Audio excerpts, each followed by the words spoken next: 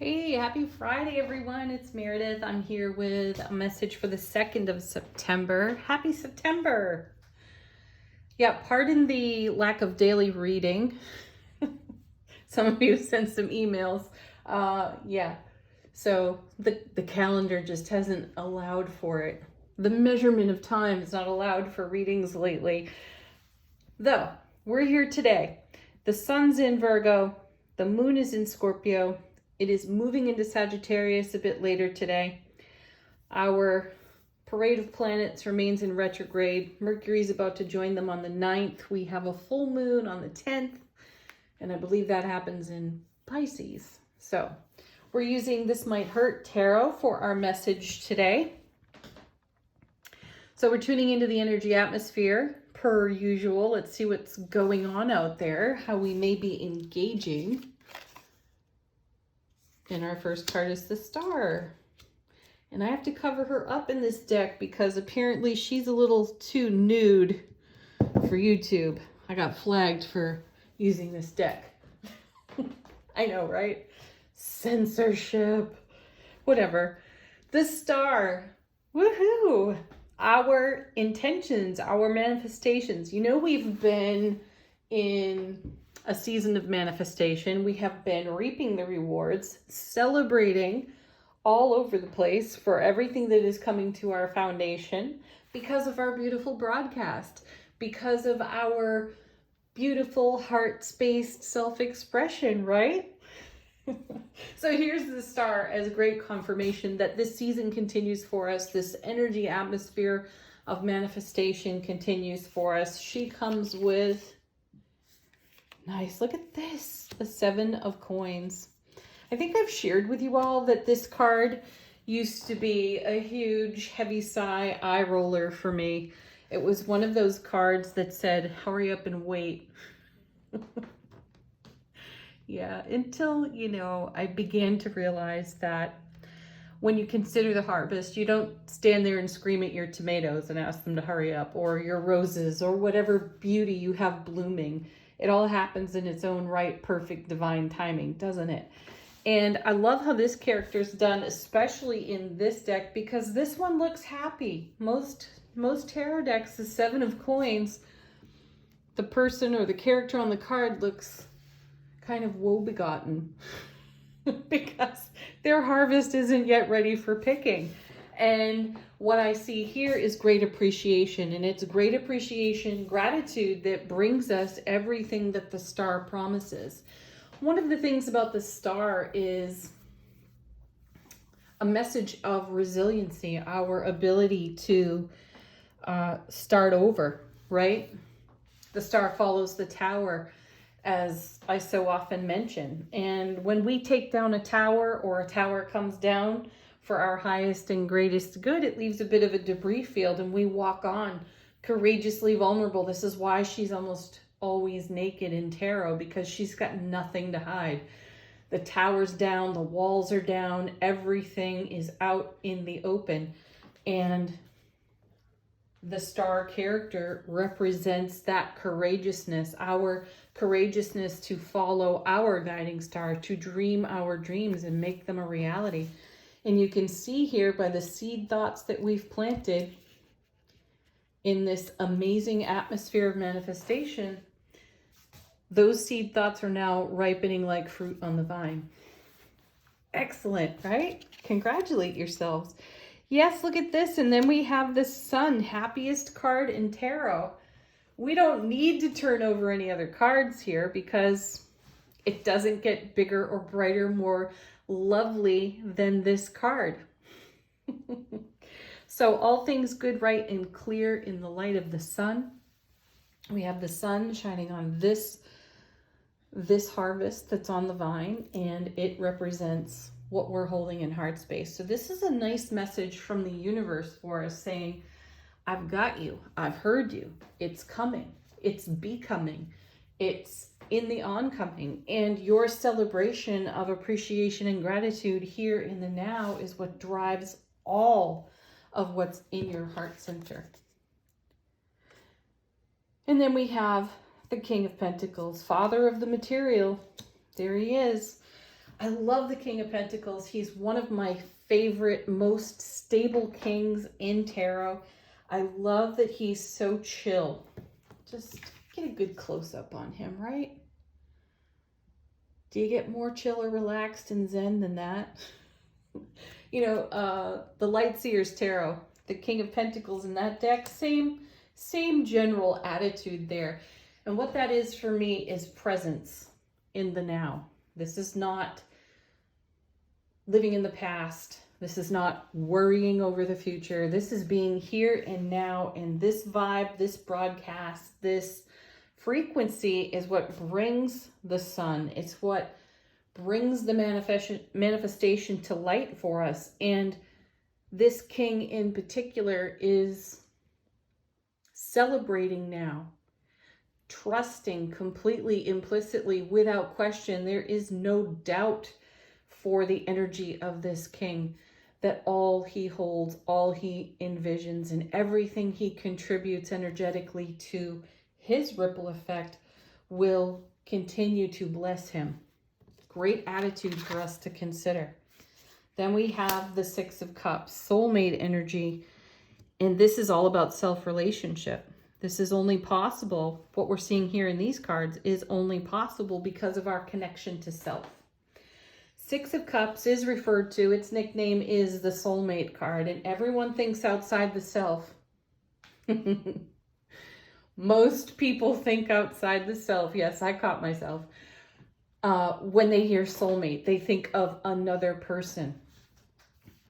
It was Bonefire Tarot and the artwork in that deck that inspired the intuitive consideration for me that this is a card of channeling within our soulmate relationship to self. And the parent figure or the elder figure on the card appears to me as our soulful presence, our eternal soulful knowledge, channeling, downloading to our waking human consciousness. So in good, solid relationship to self, that level of channeling is available to us. We can hear our soulful presence. We can hear our inner oracle, the inner high priestess whispering the intuitive truth. And that's what I feel here. And that's what it takes to create, again, this atmosphere that we're witnessing in the cards today. And now we have the Fool. Yeah, excellent. Leap of faith. That's at the heart of the Fool, taking a leap of faith. And these cards are just screaming, go for it. Whatever it is you've been holding in your heart, in your beautiful soulmate connection to self, in the bright, loving, supportive light of the sun, and the faith that you hold for your manifestation, like the King over here and the Fool over here. The cards say, go for it. So whatever your it is, leave a comment, let us know. Let's see what's on the bottom of the deck. How is the universe supporting us? In this today, we have the Knight of Cups. Very sweet, carrying the Ace of Cups. This is our momentum. This is the offered momentum in the energy atmosphere. And this is how the universe has us going with the flow. And that flow comes out of the Ace of Cups, pure loving bliss on overflow in the light of the sun. This is how we're moving. Our next card is the Hanged Man. Perfect, because we have a different perspective of our own enlightenment from our Six of Cups connection to soulful presence, channeling through our waking human consciousness. Excellent. Seven of Swords next. You know, another card that I've kind of fallen in love with. It's one that was another eye roll card for me at one time in tarot. And that's because this card has the nickname of the Thief. And typically the character on the card is making off with some swords. I think it's 5 swords and there are 2 left behind. And the character's usually looking over their shoulder, and it's the impression that, am I getting away with this? Now, sevens in tarot are all about heaven on earth, living heaven on earth, creating that for ourselves. And what I feel when I see the Seven of Swords now is that when there is doubt, when there is fear, we tend to run from it rather than stop in our tracks, turn around and face it. We run for it. We may be looking over our shoulder. And it also implies to me that we've left something behind. And in the leaving of something behind, we've robbed ourselves, there's the thief, of some kind of joy to be known in the living heaven on earth for ourselves. So I like that I placed it here with the sun. I sense that we notice this now, and we notice it swiftly, that if we've gotten ahead of ourselves or our ego voice has risen, we're noticing it. We're not yielding to the anxiety speak of vulture thoughts. We're correcting this. And coming off the bottom of the deck, it can mean that we don't necessarily see it. What I sense is the universe is pointing it out to us.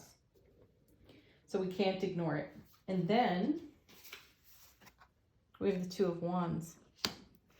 Right, because we've had a vision of a whole new world for ourselves, and we are ardently pursuing that vision.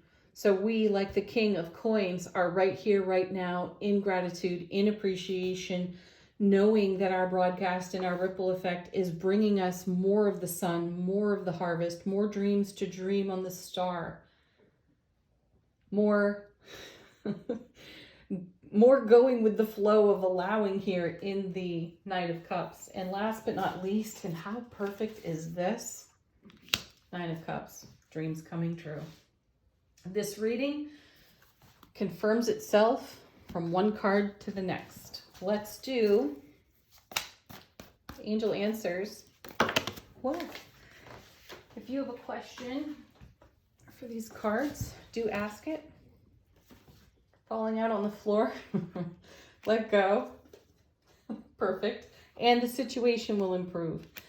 You know, we've seen a bit of that situation will improve card. And this again speaks to the frequency upgrade that we are enjoying at this time from all of these retrograde planets. It's given us this Hanged Man new perspective for enlightenment, and we are letting go of old things that we might hang on to or attempt to allow our ego to get away with, Seven of Swords, that could potentially stand in the way of our Nine of Cups there. We aren't having it. We are improving our situation. Next, don't stop. Yeah, keep going. Yeah, run like the wind on that Seven of Swords. Just don't run away in fear. One more.